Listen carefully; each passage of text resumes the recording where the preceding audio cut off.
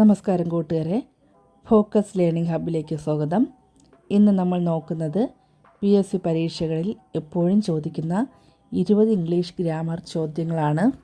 പലർക്കും ഇംഗ്ലീഷ് പാടാണെന്ന് തോന്നും, പക്ഷേ ഈ 20 ചോദ്യങ്ങൾ പഠിച്ചാൽ നിങ്ങൾക്ക് എളുപ്പത്തിൽ മാർക്ക് കിട്ടും. ഒന്നാമത്തെ question, one of my friends _ is are a doctor. ഇവിടെ ബ്രാക്കറ്റിൽ ഈസ് എന്നും ആർ എന്നും ഉണ്ടാകും. നമ്മൾ സാധാരണ ഫ്രണ്ട്സ് എന്ന് കാണുമ്പോൾ ആർ എന്ന് എഴുതിപ്പോവും. പക്ഷേ വൺ ഓഫ് എന്ന് തുടങ്ങുന്ന വാക്യങ്ങളിൽ എപ്പോഴും ഈസ് ആണ് ഉപയോഗിക്കേണ്ടത്. അതുകൊണ്ട് ഉത്തരം one of my friends is A doctor. ഇനി രണ്ടാമത്തെ ചോദ്യം, I have been living here _ 2010 4 since. Answer since. ഒരു പ്രത്യേക വർഷം, ഉദാഹരണത്തിന് 2010, 2020 എടുത്തു പറയുകയാണെങ്കിൽ നമ്മൾ എപ്പോഴും സിൻസ് ആണ് ഉപയോഗിക്കേണ്ടത്. 10 വർഷം എന്ന് എണ്ണി പറയുകയാണെങ്കിൽ മാത്രമേ ഫോർ ഉപയോഗിക്കൂ. അതുകൊണ്ട് ഇവിടെ ഉത്തരം since 2010. Bread and butter _ is by are my favourite breakfast. Answer is. ഇവിടെ ബ്രെഡും ബട്ടറും രണ്ട് സാധനങ്ങളാണെങ്കിലും നമ്മളത് ഒരുമിച്ചാണല്ലോ കഴിക്കുന്നത്. അതുകൊണ്ട് ഇതിനെ ഒന്നായിട്ടേ കണക്കാക്കാവൂ. അപ്പോൾ ആറ് ഉപയോഗിക്കരുത്. ഈസാണ് ശരിയായ ഉത്തരം. നാലാമത്തെ ചോദ്യം, he is _ honest man. A by an. Answer an. ഇവിടെ ഓണസ്റ്റ് എന്ന വാക്കിന് മുമ്പിൽ എ വേണോ ആൻ വേണോ എന്നാണ് ചോദ്യം. നമ്മൾ ഓണസ്റ്റ് എന്ന് പറയുമ്പോൾ എച്ച് ഉച്ചരിക്കാറില്ല, പകരം ഓ എന്ന സ്വരമാണ് വരുന്നത്. അതുകൊണ്ട് ഇതിനു മുൻപിൽ ആൻ ചേർക്കണം. അഞ്ചാമത്തെ ചോദ്യം, the collective noun for grapes is. Answer bunch. നമ്മൾ മലയാളത്തിൽ ഒരു കുലം മുന്തിരി എന്ന് പറയുമല്ലോ, അതുപോലെ ഇംഗ്ലീഷിൽ മുന്തിരിക്കൂട്ടത്തിന് പറയുന്ന പേര് ബഞ്ച് എന്നാണ്. A bunch of grapes. ആറാമത്തെ ചോദ്യം, if it rains we _ cancel by will cancel the match. Answer will cancel. ഇതൊരു കണ്ടീഷനാണ്. മഴ പെയ്താൽ ഞങ്ങൾ കളി മാറ്റിവെക്കും, ഭാവിയിൽ നടക്കാൻ പോകുന്നത്. അതുകൊണ്ട് ഇതിൽ വിൽ ക്യാൻസൽ എന്നാണ് പറയേണ്ടത്. ഏഴാമത്തെ ചോദ്യം ഒരു വിപരീത പദമാണ്, അതായത് which is the antonym of arrival. Arrival എന്നാൽ വന്നെത്തുകയാണ് എന്ന് അർത്ഥം. അപ്പോൾ നമ്മൾ റെയിൽവേ സ്റ്റേഷനിലോ എയർപോർട്ടിലോ ഒക്കെ പോകുമ്പോൾ വണ്ടി വരുന്ന സമയത്ത് അറൈവൽ ടൈം എന്ന് പറയും. എന്നാൽ വണ്ടി അവിടെ നിന്ന് പുറപ്പെടുന്നതിന് ഡിപ്പാർച്ചർ എന്നാണ് പറയുന്നത്. അപ്പോൾ അറൈവലിൻ്റെ വിപരീതം ഡിപ്പാർച്ചർ.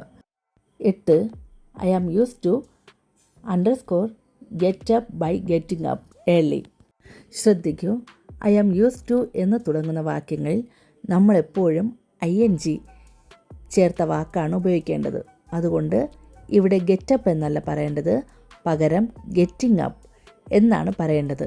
അപ്പോൾ ശരിയായ ഉത്തരം I am used to getting up early. He dead _ cancer of by with. ഇതൊരു സ്ഥിരം ചോദ്യമാണ്. ഒരാൾ ഏതെങ്കിലും അസുഖം മൂലം മരിക്കുകയാണെങ്കിൽ അവിടെ ഓഫ് മാത്രമേ ഉപയോഗിക്കാവൂ. ഹി ഡെഡ് ഓഫ് ക്യാൻസർ എന്നാണ് പറയേണ്ടത്. 10, the plural of knife is.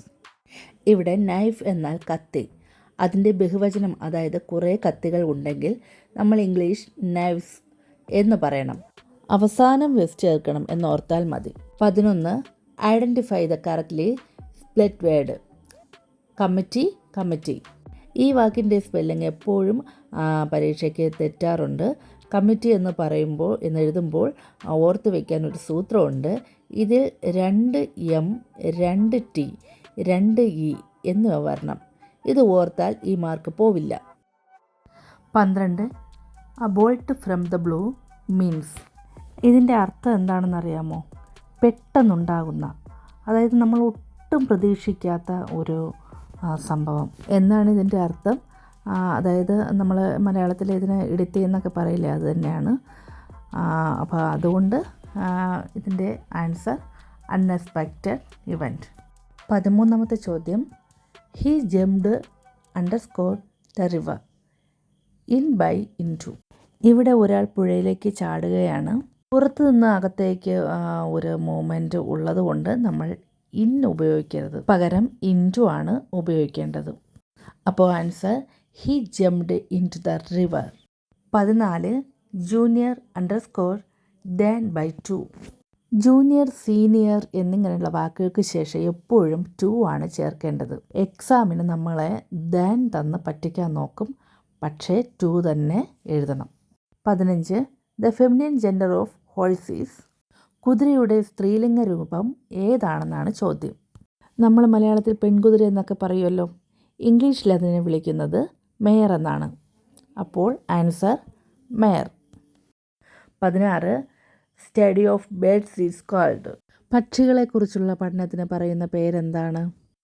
ഇതിന് ഓർണിത്തോളജി എന്ന് പറയുന്നു. ഇത് പരീക്ഷകളിൽ സ്ഥിരമായിട്ട് ചോദിക്കുന്ന ഒന്നാണ്. 17 scarcely had the reached the station underscore the train left than by when.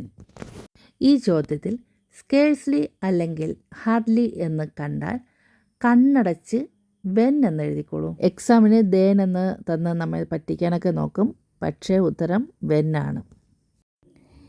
Each student underscore has bye have A pen. വാക്യത്തിൻ്റെ തുടക്കത്തിൽ ഈച്ച് അല്ലെങ്കിൽ എവരി വന്നു കഴിഞ്ഞാൽ നമ്മൾ ഒരാളെക്കുറിച്ചാണ് പറയുന്നത് എന്ന് കരുതുക. അതുകൊണ്ട് ഹേവ് വേണ്ട, ഹേസ് ആണ് ഉപയോഗിക്കേണ്ടത്. അപ്പോൾ answer Hayes. 19 the synonym of fragile is. Fragile എന്ന് പറഞ്ഞാൽ പെട്ടെന്ന് പൊട്ടിപ്പോകുന്ന അല്ലെങ്കിൽ ബലമില്ലാത്ത എന്നാണ് അതിൻ്റെ അർത്ഥം. അതുകൊണ്ട് ഇതിൻ്റെ സമാന പദം വീക്ക് അല്ലെങ്കിൽ ഈസിലി ബ്രോക്കൺ. 20ാമത്തെ ചോദ്യം, neither he notes his brothers അണ്ടർസ്കോർ ഈസ് ബൈ ആർ പ്രസൻറ്റ്. ഇവിടെ നെയ്തർ നോർ വന്നാൽ രണ്ടാമത് നിൽക്കുന്ന ആളെ നോക്കണം. ഇവിടെ ബ്രദേഴ്സ് ഒന്നിൽ കൂടുതലുള്ളതുകൊണ്ട് നമ്മൾ ആറാണ് ഉപയോഗിക്കേണ്ടത്. ഒരു സഹോദരൻ മാത്രമാണുള്ളതെങ്കിൽ ഈസ് മതിയായിരുന്നു. ഇന്നത്തെ ചോദ്യങ്ങൾ ഇവിടെ അവസാനിക്കുന്നു. ഈ 20 ചോദ്യങ്ങൾ നിങ്ങൾക്ക് ഉപകാരപ്പെട്ടെങ്കിൽ ഈ ചാനലൊന്ന് സബ്സ്ക്രൈബ് ചെയ്യാൻ മറക്കരുത്.